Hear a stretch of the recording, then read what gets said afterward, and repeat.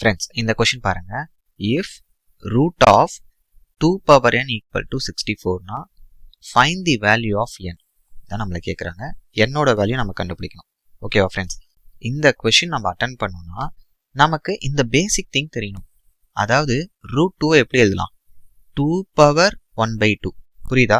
சரி, ரூட் 3 எப்படி எழுதலாம்? 3 பவர் ஆஃப். ஓகே, ரூட் 5 எப்படி எழுதலாம்? 5 பவர் 1/2. இந்த பேசிக் திங் நமக்கு தெரியணும் இந்த கொஷின் சால்வ் பண்ணலாம். ஓகே, இப்போ கொஷின்ல என்ன கொடுக்குறாங்க? If root of 2 power n root of 2 power n equal to 64னா நாம் இங்கே இருக்க n வேல்யூ கண்டுபிடிக்கணும். அப்போ ஃபர்ஸ்ட் ஸ்டெப் என்னது? 2 power n the whole power of தானே நம்ம இப்போ பார்த்தோம். Okay, equal to 64. இப்போ நெக்ஸ்ட் இங்கே பாருங்க, 2 பவர் n இருக்கு, த ஹோல் பவர் ஆஃப் இருக்கா?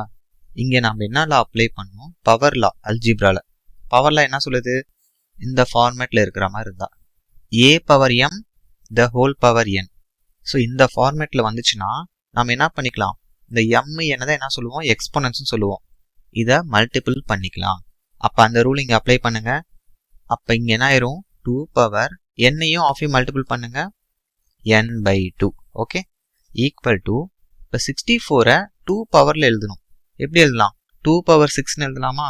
ஓகே, ஏன்னா இங்கே பேஸ் 2வா இருக்கு, இங்கேயும் நம்ம பேஸ் 2ல வச்சுக்கிறோம், அவ்வளோதான்.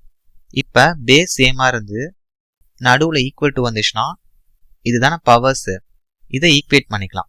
அப்போ n/2 ஈக்குவல் டு 6ஆ? அப்போ என்னோட வேல்யூ என்னது? 6 × 2 12. அப்போ இந்த கொஸ்டினோட ஆன்சர் ஆப்ஷன் சி 12. கிளியரா இருக்கா ஃப்ரெண்ட்ஸ்? தேங்க்யூ.